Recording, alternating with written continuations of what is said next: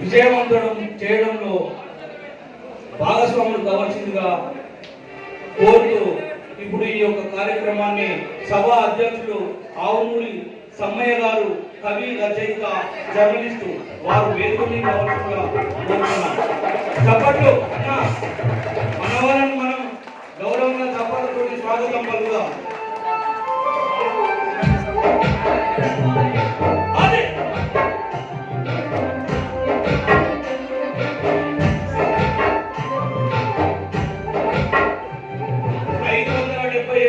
కళాకారులను ఒకదాటి మీద నడిపిస్తూ వారి బాధల్ని సాధల్ని తన కడుపులో పెట్టుకొని, తన గుండెల్లో పెట్టుకొని, తన బిడ్డలుగా, తమ్ముడుగా, చెల్లెలుగా నడిపిస్తున్న తెలంగాణ సాంస్కృతిక సారథి చైర్మన్ గద్దరన్న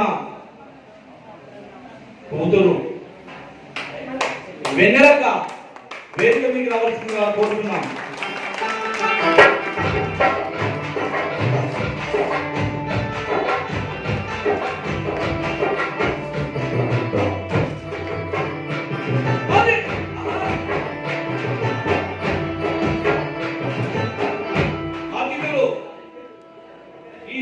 అతిథులు బండ శ్రీనివాస్, మాజీ ఎస్సీ కార్పొరేషన్ చైర్మన్ గారు వేదిక మీకు రావాల్సిందిగా కోరుతున్నారు.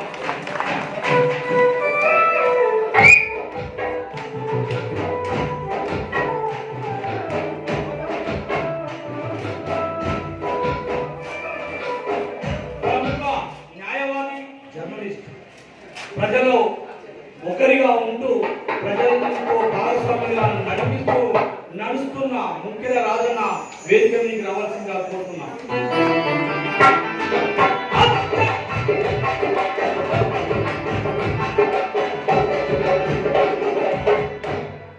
కాయిద రామన్న, జర్నలిస్ట్, ప్రెస్ క్లబ్ అధ్యక్షులు, హుజరాబాద్ వారు వేదిక మీకు రావాల్సిందిగా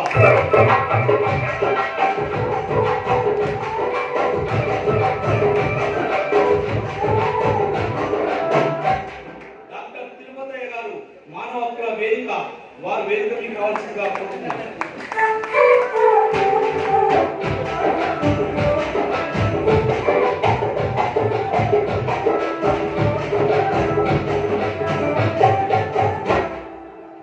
డాక్టర్ జిడి సారయ్య మా మిత్రుడు, బహుజన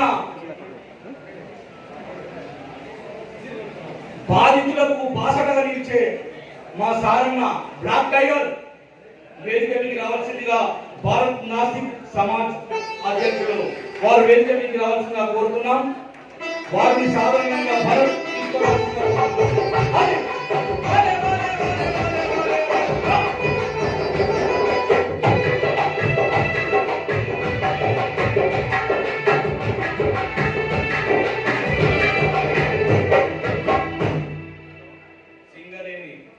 అంటే అక్కడ నుండే పుట్టుకొచ్చిన వాడిని నేను కూడా. నా పేరు దయ.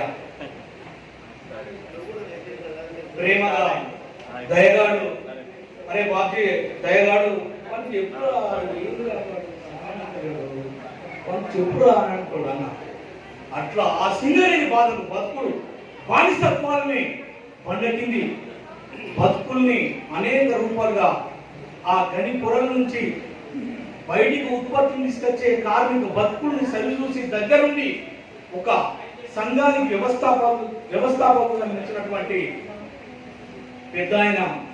మేము మా తరం, మా ముందు తరం కూడా ముసలాయన అని పిలిచే, సారీ అన్న ఏమనుకోవద్దు, ముసలాయనే హుసేన్ గారు వేదిక నుంచి రావాల్సిందిగా కోరుతున్నాం.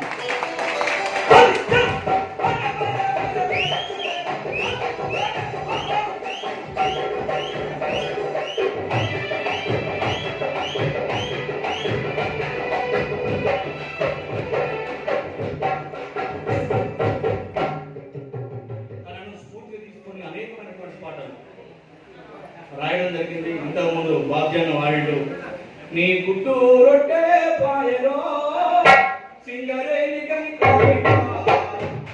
అది కంపెనీ కాతలేరో సింగరేణి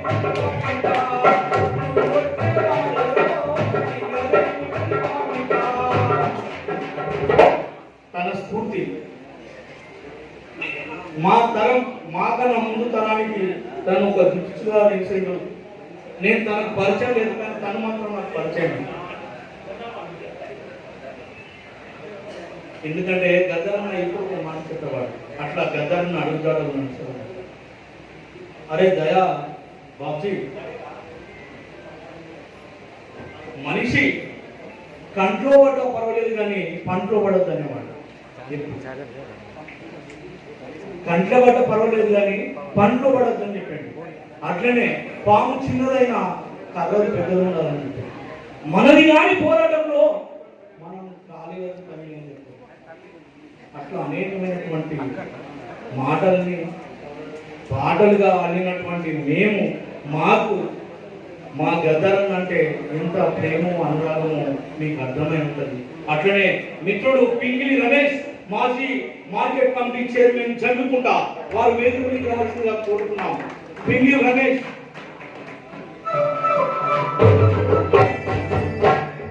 గజ్జల అశోక్ తమ్ముడు సిరిసిల్ల, బహుజన నాయకులు గజ్జల అశోక్, గాయకులు రచయిత, వారు వేదిక మీద రావాల్సిందిగా కోరుతున్నాం. దిగిపడ్డానికి చుక్కలం, చెత్తకుండి కాడి కుక్కలం, అయినా మేము భారతీయులమని గల్లా ఎగిరేసి చెప్పి తన సాహిత్యాన్ని నా ద్వారా ఆర్ నారాయణమూర్తికి ఆ సినిమాలో పరిచయం చేయడం జరిగింది. నేను అందుకు అన్నకు సలాం చేసుకుంటూ మురళీమోహన్ కూడా వేదిక మీదకి రావాల్సిందిగా కోరుతున్నాం.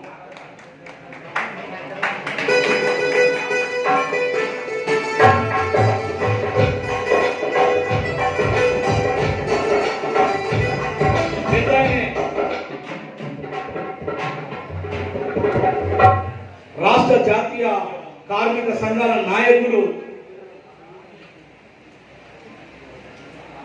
తను కేక వేస్తే రైలు ఇంజన్ పూత కూడా బంద్ అవుతుంది. ఆయనే ఓకే అని జెండా ఊపితే ఆ జెండాను పట్టుకొని నడుస్తుంది. అన్న యాదవ్ రెడ్డి గారు మమ్మల్ని అందరినీ నడిపించిన పెద్ద ఆయన కోరుతున్నాం.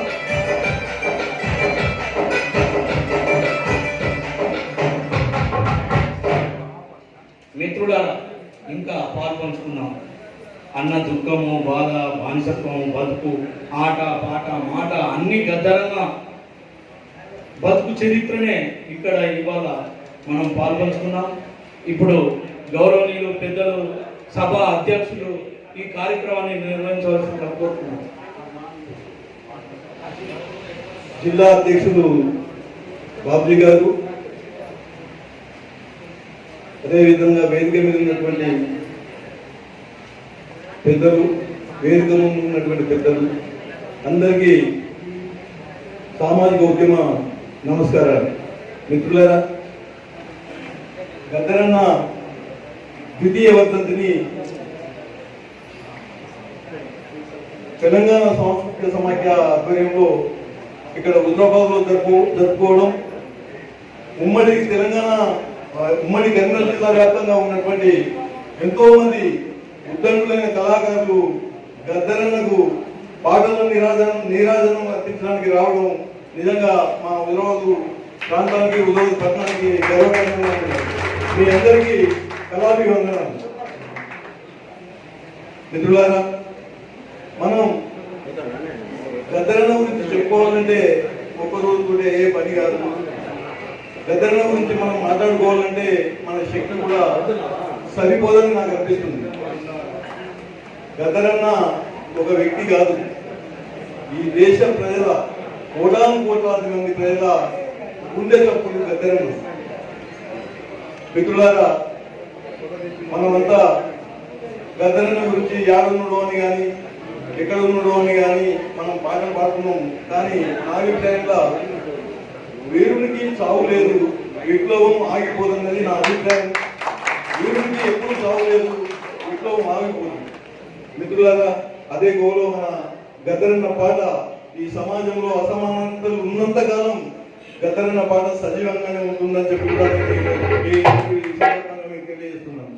మిత్రులారా, గద్దరన్నకు హుజరాబాద్ ప్రాంతానికి సంబంధాన్ని ఒక నిమిషం చెప్పించడదామా మాటలు మీరు విని మీ పాటలు వినాలని మేము వచ్చినాం, మాతోటి మాట్లాడిపిస్తున్నారు. అయితే కొద్ది నిమిషాల్లోనే మనమంతా ఈ ఉపన్యాసాల కార్యక్రమం అవుతుంది కాబట్టి గద్దరన్నకు హుజరాబాద్ ఉన్న సంబంధం చెప్పుకోవాల్సిన అవసరం ఉన్నది. మిత్రులు హుస్సేన్ గారు ఇక్కడే ఉన్నారు.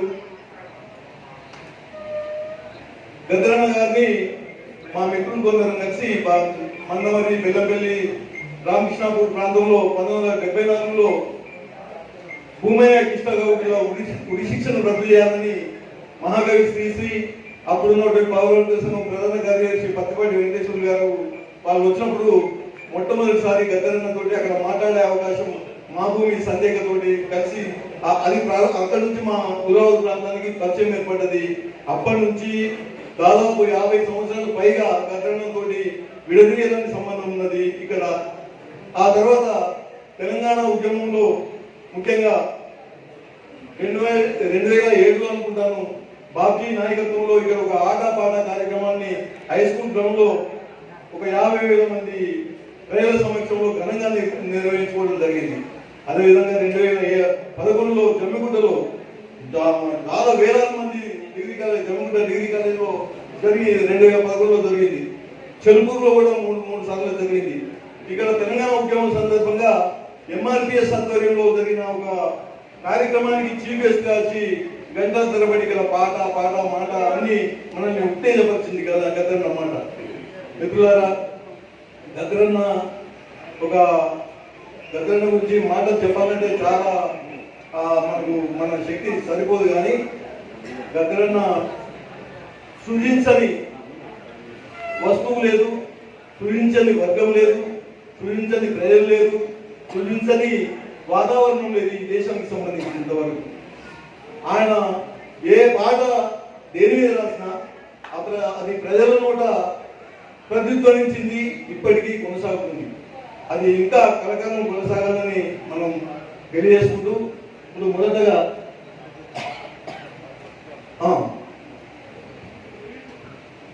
డాక్టర్ జీవి వెన్నెల గారు గద్దరన్న కూతురుగానే కాదు, సామాజిక ఉద్యమ కారణాలు, మహాబోధి విద్యాలయాన్ని నడిపిస్తున్నటువంటి స్కాలర్. ఇప్పుడు మనకు తెలంగాణ రాష్ట్ర ప్రభుత్వ సాంస్కృతిక శాఖ రథసారథి చైర్మన్ గా ఉన్నారు. వారు ఒక నిమిషం. గద్దరన్న వ్యాధులు మనం అట్లాగే తెలంగాణ అమరవీరులకు నివాళి అర్పిస్తూ అందరం లేచి ఒక నిమిషం మౌనం పాటిద్దామని కోరుతున్నాను. జోహార్ తెలంగాణ అమరవీరులకు, జోహార్ గద్దరన్నకు స్టార్ట్ అయ్యి మళ్ళీ అది కంప్లీట్ చేసినప్పుడు మనం ఒక 1 minute. జోహార్ తెలంగాణ అమరవీరులకు, జోహార్ గద్దరన్న.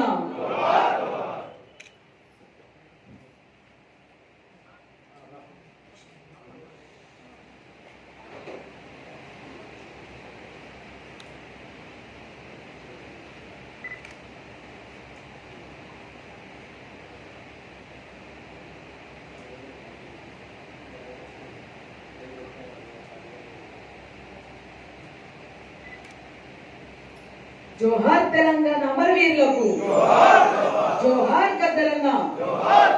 జై తెలంగాణ, జై తెలంగాణ. గద్దరన్నకు జోహార్ కనిపిస్తూ ఇప్పుడు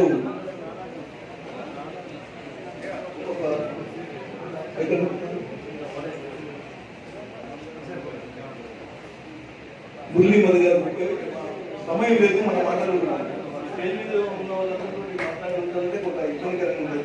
మొదలు దీని సరే గారు మాట్లాడవచ్చు. ప్రజాయుద్ధం ఒక సాంస్కృతిక విప్లవ సేనాని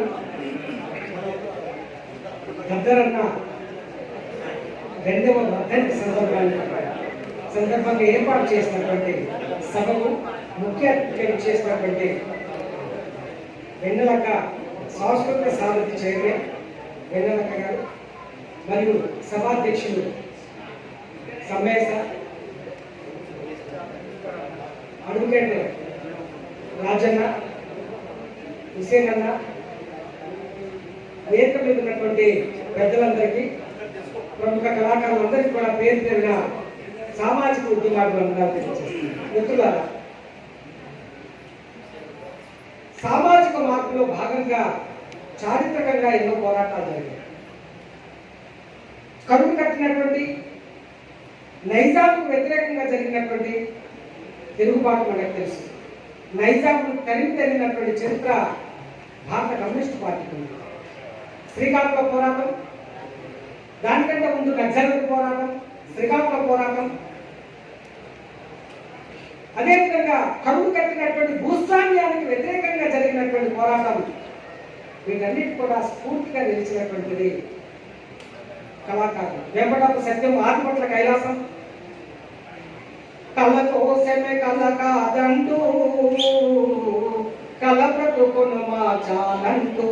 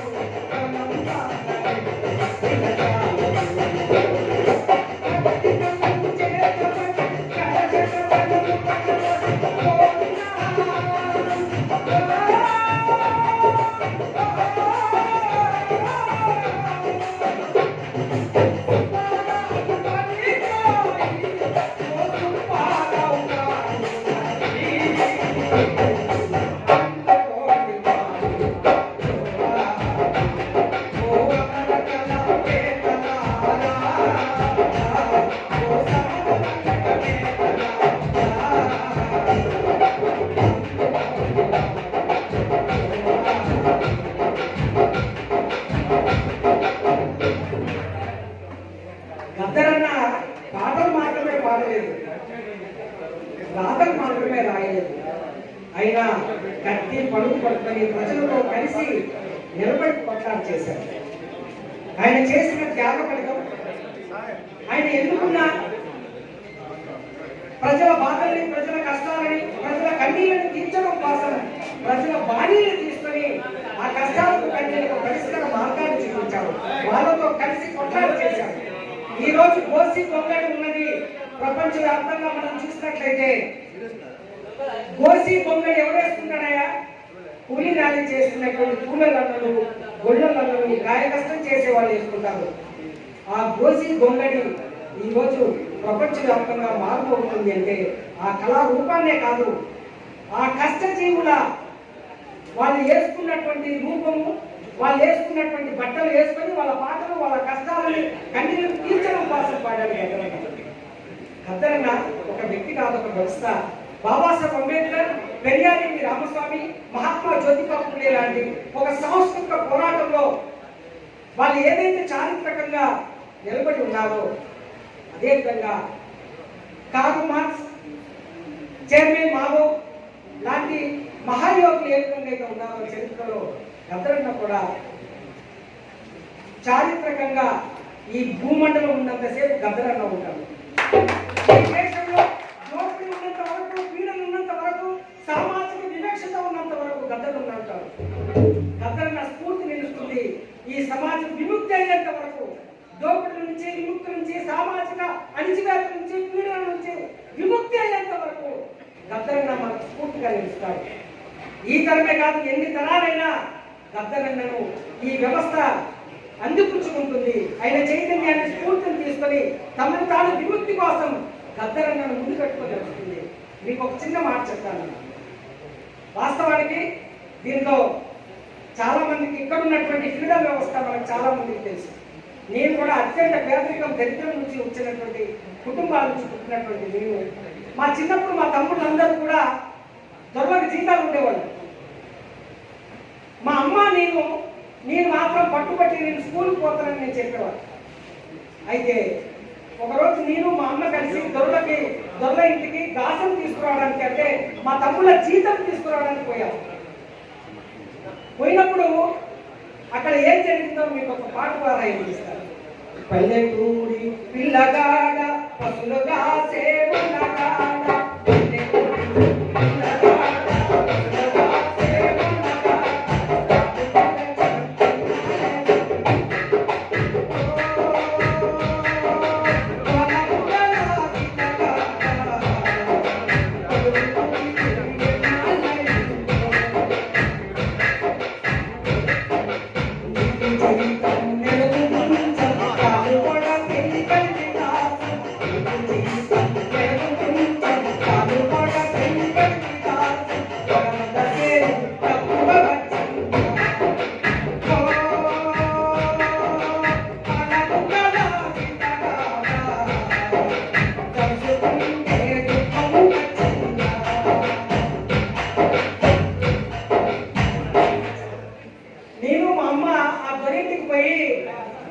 మా గాసం కొనవండి అయ్యా, మా కొడుకు జీతం కొనవయ్య అంటే అక్కడే మేము చూస్తుండగానే ఒడ్లు పక్కనే ఉంటాయి, తాళ్ళు పక్కనే ఉంటుంది, తాళ్ళు ఒడుగులు పక్కన అన్ని పెట్టి కలిపి వచ్చేవాడు.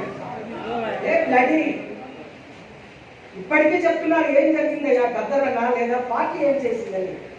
కరువు కట్టిన భూస్వాములను మోసం చేసి సామాన్యులకి కూలీ రాలి చేసుకుని బతుకుతున్నటువంటి ప్రజల్లో స్వాభిమానాన్ని గౌరవాన్ని నింపి మనుషులుగా నింపించింది ఈ సమాజంలో. పాంచను పాంచేనంటూ గులాబోటి తోడకంటూ పాంచను పాంచేనంటూ గులాబోటి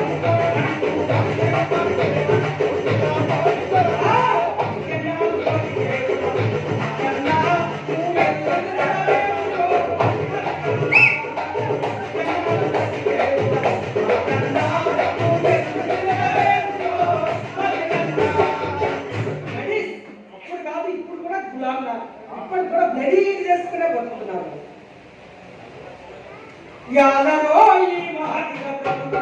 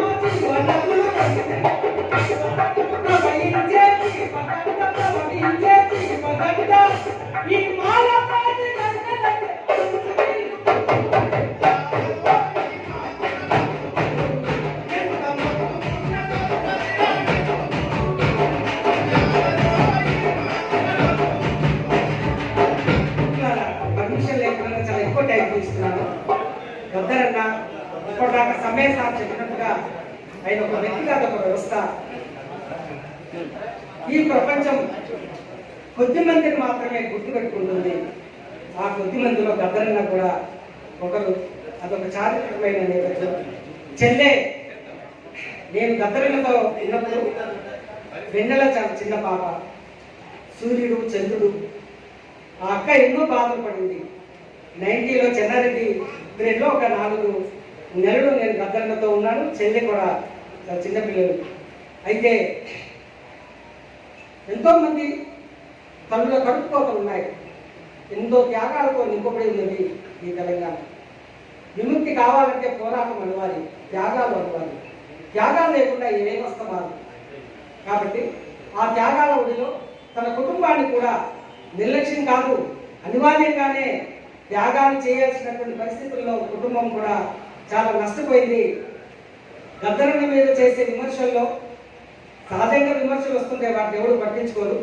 కాబట్టి ఈ దేశ విముక్తిలో భాగంగా వాళ్ళ కుటుంబం త్యాగం ఉన్నది, చెల్లెల త్యాగం ఉంది. వాళ్ళ బాధలు, వాళ్ళ కష్టాలు, వాళ్ళ కన్నీళ్ళు ఉన్నాయి. ఇది ప్రతి ఒక్కరు మనం గుర్తుపెట్టుకోవాలి. మరి గద్దరన్న తెలంగాణ ఉద్యమంలో ఆయన కీలక పాత్ర పోషించాడు. ఇప్పటిదాకా తమ్ముళ్ళు అందరూ చెప్పారు. అంతేకాదు గద్దరన్న వివిధ రాష్ట్రాలలో, వివిధ దేశాల్లో కూడా జరిగేటువంటి పోరాటాలకు ఆయన స్ఫూర్తిగా తీసుకున్నారు. కాబట్టి పోరాటం అనేది సామాజిక మార్పులో భాగంగా జరిగే పోరాటాలు, త్యాగాలు అన్నవారు. నేను కళాకారులకు ఒకటి చెప్పదలిచాను. గద్దరన్న పాటలు పాడటమే కాదు, గద్దరన్నలా జీవించడానికి ప్రయత్నం చేయండి. భవిష్యత్ తరాలకు స్ఫూర్తిగా నిలవాలని మా వెన్నెలక్కను చైర్మన్ చేశారు. చాలా సంతోషం. I'm very very happy. కానీ 3 నెలలుగా కళాకారులకు, ఏం కళాకారులు అంటారు వాళ్ళకి, చాలా 3 నెలలుగా జీతాలు లేవు. ఒక్కొక్కరికి ₹1,00,00,000 ఇవ్వడం ఎందుకే? ఎవరికి నేను ₹1,00,00,000 కానీ నీకు కావాలి కోట్లు, మాకేందుకే? నువ్వేం చేసుకుంటావు వాటిని? మాకేం అక్కర్లేదు, నీ కోట్లు అక్కర్లేదు. కానీ ఆ కళాకారులకు జీతాలు ఇవ్వాలి. మా అక్కడి అధ్యక్షుడిని చేస్తారు, చైర్మన్ చేసిన తర్వాత ఇవ్వకపోవడం బాధ అనిపిస్తుంది. అందుకని ఈ సందర్భంగా నేను తెలియజేస్తున్నాను. కాబట్టి కళాకారులందరూ కూడా చాలా పేదరికం నుంచి వచ్చినటువంటి పిల్లలు వాళ్ళు ఇబ్బంది పడతారు. చెల్లి ఆలోచించాల్సిందిగా కోరుకుంటూ మాకు అవకాశం ఇచ్చింది. ధన్యవాదాలు. సారయ్య గారికి ధన్యవాదాలు. మంచి ఉపన్యాసకుడు, గాయకుడు, రచయిత కూడా. చాలా వ్యాసాలు రాసినటువంటి వ్యక్తి సారయ్య గారు, వారికి ధన్యవాదాలు. ఇప్పుడు మన మధ్య సమాజం కోసం పోరాడినటువంటి ఒక యోధుడు, రచయిత హుసేన్ గారు ఉన్నారు. అదేవిధంగా ఆయన గొప్ప రచయిత. తల్లులు బిడ్డలు అనే నవల, ఒక చారిత్రాత్మకమైనటువంటి నవల రాసింది కూడా హుసేన్ గారు. హుసేన్ గారు కూడా మంచి గాయకుడు. 1975లో శ్రీశ్రీ గారు ఈ హైదరాబాద్కు వచ్చినప్పుడు, జనసాహితీ ఆహ్వానం గారికి వచ్చినప్పుడు హుసేన్ గారు శ్రీశ్రీ గారి సమక్షంలో గొప్ప పాటలు పాడిన సాహుతోటి, నల్లారెడ్డి తోటి, వాళ్ళందరి బృందంతో. ఇంకొక విషయం కూడా మీకు ఇక్కడ గుర్తు చేయాల్సిన, ఈ ప్రాంతం నుంచే గద్దరన్న శిష్యురాలుగా అయినటువంటి పందాల సరోజన, పెట్టం కుమారస్వామి, పందాల రాజకుమారి, పందాల రామశంకర్, అదేవిధంగా పురుషిత్ వెంకటరాజన్ లాంటి వాళ్ళందరూ కూడా ఈ ప్రాంతం నుంచి సారయ్య గారు లాంటి ఆ రకంగా జననాట్య మండలి ద్వారా ఎదిగినటువంటి గొప్ప కళాకారులు ఈ ప్రాంతం నుంచి కూడా ఉద్భవించాలని చెప్తూ, ఒక హుసేన్ గారు ఇప్పుడు మాట్లాడవలసిందని కోరుతున్నాను. అంతకుముందు ఒక విషయం ఏంటంటే, గద్దరన్న కనుక జీవించి ఉంటే ఈ రోజు మధ్య భారతంలో ఛత్తీస్గఢ్లో జరుగుతున్నటువంటి మారణకాండను ఖండించడమే కాదు, డైరెక్ట్ గవర్నమెంట్ పాలకులతోటి స్ట్రగుల్ చేసేవాడు. అది మనం కళాకారులుగా మనం మర్చిపోతున్నాం. కగారు యుద్ధాన్ని ఆపాలి, అక్కడ ఆదివాసులు మావోయిస్టులపై జరుగుతున్నటువంటి హింసాకాండను ఆపాలని చెప్పి మనం డిమాండ్ చేయాలి. కళాకారులు కూడా ఆ రకమైనటువంటి ఆటలతో రావాలి. కగారు యుద్ధాన్ని వెంటనే తక్షణం ఆపేయాలని చెప్పి మనం అందరం కూడా డిమాండ్ చేయవలసిన అవసరం ఉన్నది. ఇప్పుడు మిత్రుడు హుసేన్ గారిని మాట్లాడాల్సింది కోరుతున్నాం. జనం గుండెల సప్పుడుగా, ప్రజా గాయకుడిగా, ప్రజాయుద్ధ నౌకగా, ప్రజల గుండెల్లో గూడు కట్టుకున్న అమరుడు కామ్రేడ్ గద్దర్కు జోహార్. అమర కళావేత్తలకు, సమర రంగ అమరులకు జోహార్.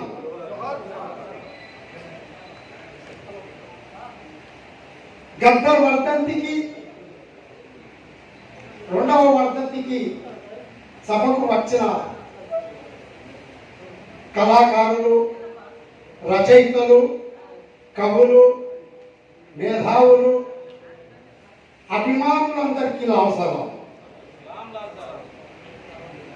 మిత్రులారా, నేను వేదికలెక్కి ఉపన్యసించే వక్తను కాదు. నేను విప్లవకారుడిగా, పూర్తికాలం కార్యకర్తగా దశాబ్దాల తరబడి సింగరేణి ప్రాంతంలో, ఉత్తర తెలంగాణ ప్రాంతంలో, ఇతర రాష్ట్రాల్లో పనిచేసి కార్మిక, కర్షక, విద్యార్థి, మేధావి ఐక్యతగా వందలాది పోరాటాలు, చారిత్రాత్మకమైన ఉద్యమాలకు నాయకత్వం వహించింది నిజమే అయినప్పటికీ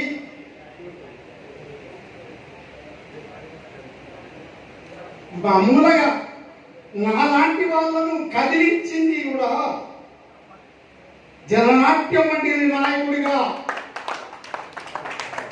గద్దర్ పాటలు మమ్మల్ని కదిలించినాయి. ఆ రోజు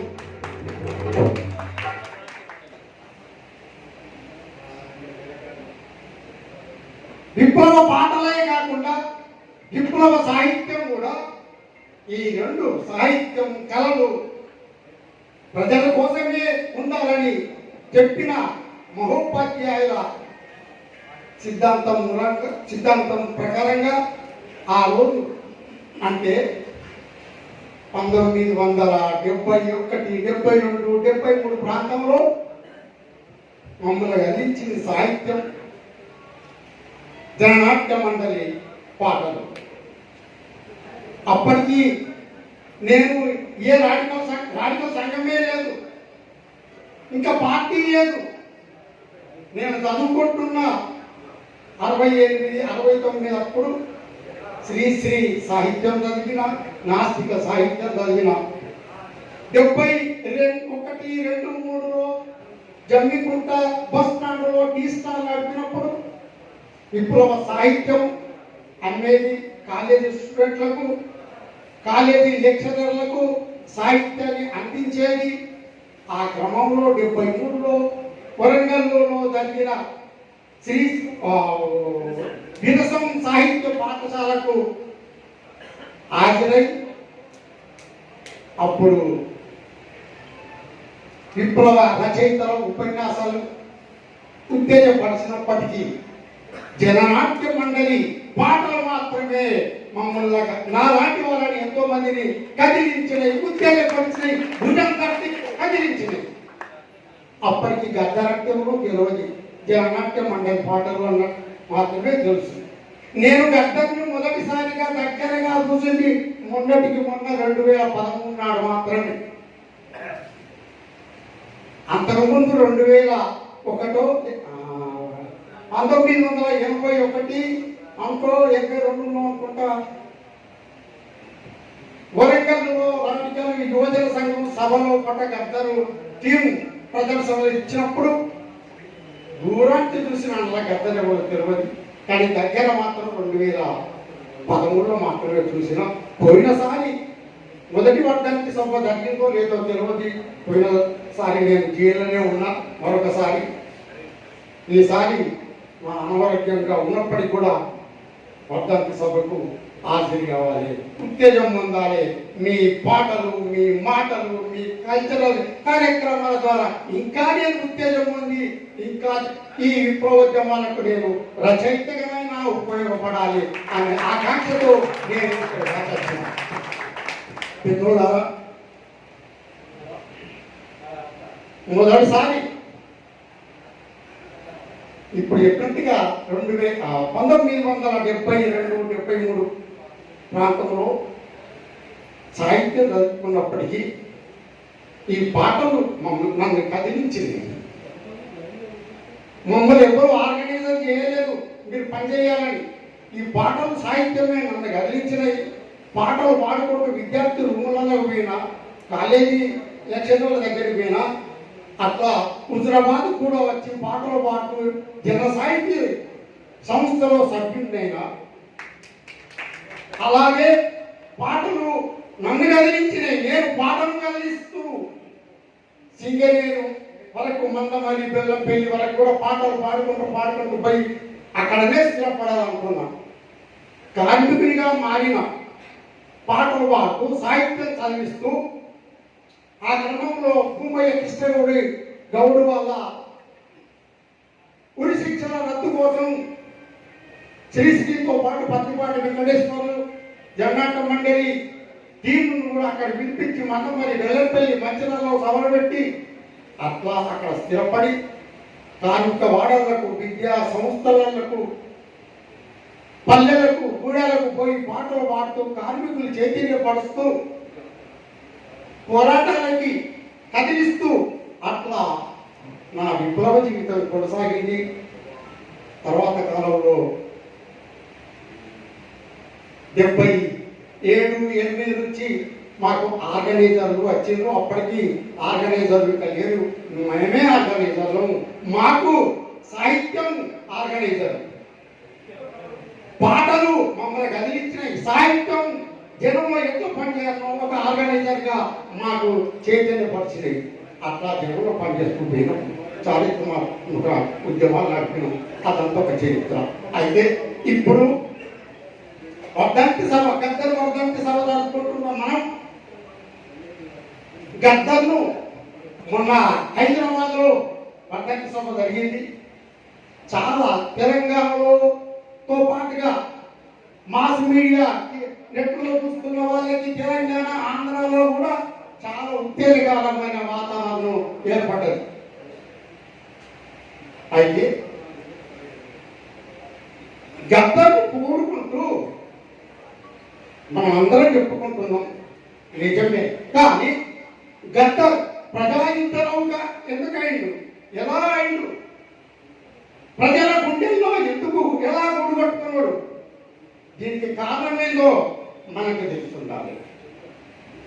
గద్దర్ అభిమానులకు, గద్దర్ వారసులుగా చెప్పుకుంటున్న కళాకారులకు, రచయితలకు గద్దరు అంత గొప్పవాడు ఎందుకైండు? అప్పుడు మొదట్లో ఇలాంటి డీజేలు అవి లేవు. ఎక్కడ 10 మంది కలిస్తే అక్కడ ప్రోగ్రాంలు ఇచ్చడం, పత్రికల కొంటి, పదాల కొంటి, స్కూళ్ళ కొంటి, వేదికలు ఏమీ లేవు. ఆయన జననాట్య పాటలు, జననాట్య మండలి పాటలు జనం గుండెల్లో ఎందుకు గూడు కట్టుకున్నాయి? వేదికల మీద పాటలు పాడకపోయినా గద్దర్ ప్రజా యుద్ధలోకగా ఎలా కీర్తించబడుతుంది ఈరోజు? గుంగడేసుకున్నంత మాత్రాన కాదు కదా, గజ్జలు కట్టుకున్నంత మాత్రానే కాదు కదా, అన్నంత మాత్రమే కాదు కదా. పాటకు ఇవన్నీ అవసరం. ప్రజలని రంజింపజేయాలంటే, ఆకట్టుకోవాలంటే, ఆలోచింప చేయాలంటే ఈ నీతి అవసరమే, ఈ హావభావాలు అవసరమే. కానీ ఇవన్నిటికంటే ముఖ్యంగా ఏమవసరం? మనం రాసే రాతలు, మనం పాడే పాటలు ప్రజాకళలుగా ఉండాలి. ప్రజల భక్తులను చెప్పి తట్టుకుండాలి. ప్రజల భక్తులు అంటే ప్రజలకు కష్టాలు ఉన్నాయి, బాధలు ఉన్నాయి, కన్నీళ్ళు ఉన్నది, దుఃఖం ఉన్నది, సత్తులు, ఆగతం, అప్పులతో దత్తాలని చెప్పడం కాదు, అదంతా చెప్తాం. ఆ బాధలు మనకంటే ఎక్కువ ప్రజలకే ఎక్కువ తెలుసు, ఆ బాధను అనుభవిస్తున్న వాళ్ళకి. కానీ మనం ఏది, కళాకారుడు ఏం చెప్పాలి, రచయితలు ఏం చెప్పాలి, కవి ఏం చెప్పాలి? ఏం చెప్పాలంటే ఆ బాధలకు కారణమేందో చెప్పాలి, ఆ బాధలకు పరిష్కారం ఏందో చెప్పాలి. చెప్పింది జననాట్యమన్న చెప్పింది, గద్దర్ చెప్పిండు, నీ కష్టాలన్నిటికీ కారణం ఎవడన్నా, దేవుడా దయ్యమా లేకుంటే కర్మనా, పాపమా పుణ్యమా లేకుంటే పూర్వజన్మ, పాపనుని మాటలితే బాధ తప్పదవరన్నా,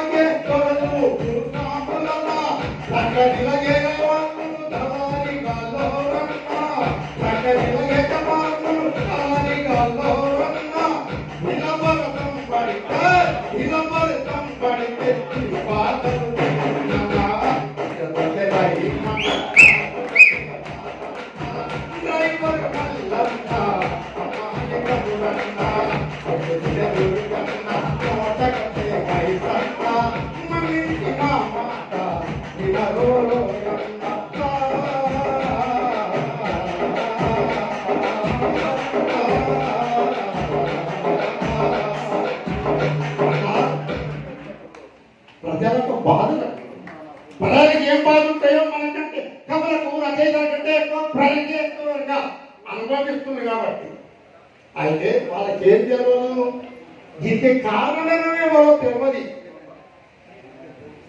పాలకులు చెప్పుకుంటారు మేము ప్రజల కోసమే ఇది కాబట్టి ప్రజల కోసమే పాలిస్తున్నామని పాలకులు చెప్తారు భక్తులు ఏం చెప్తారు పూజలు ఏం చెప్తారు ఇదంతా నొసటి రాత కర్మ దేవుడు దయ్యము వీడేసుడు వాడు చేసిందని ఆధ్యాత్మిక భావజాలాన్ని నిర్ణయాలను నూరిపోయిస్తారు మరి ఎంతో కొంగడేసుకొని పాటలు పాడినా చమటి ధమకలతోటి మీదికి పెట్టిన జనానికి అలాంటి భక్తి భావంతో మూఢనమ్మకాలతోటి పాలకుల మీద ప్రేమాభిమానం కలిగించే వర్గ సంఖ్యల రాజకీయాలతోటి మనం పాటలు పాడినా మాట చెప్పినా ప్రజలకు వచ్చే చైతన్యం లేదు, ప్రజా ఉద్యమాలు వచ్చేది లేదు.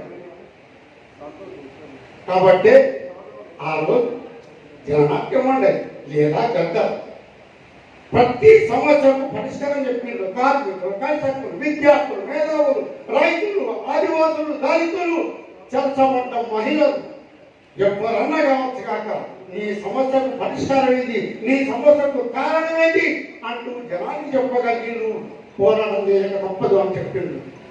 సంఘం పెడతాము సంగతిలో చూద్దాము రండిలో కూలన్నా, సంఘం పెడతాము సంగతిలో చూద్దాము రండిలో కూలన్నా, కూలన్నా సంఘము చూడలేని సంఘము చైతన్య సంఘము